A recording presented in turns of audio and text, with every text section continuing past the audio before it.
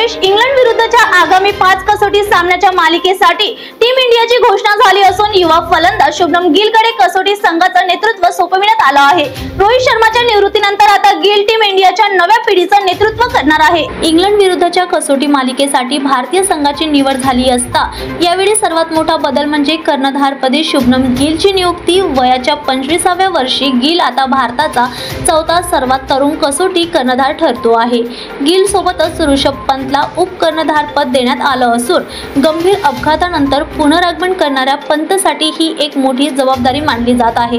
संघाबाहेर टाकण्यात आलेल्या दोन प्रमुख नाव म्हणजे मोहम्मद शमी आणि श्रेयस अय्यर। शमीची IPL मधील कामगिरी निराशाजनक ठरली, पण अय्यरला वगळण्यात आले आहे, हे अनेकांसाठी धक्कादायक ठरतंय। यंदाच्या निवडीत नव्या चेहऱ्यांना मोठी संधी मिळाली आहे।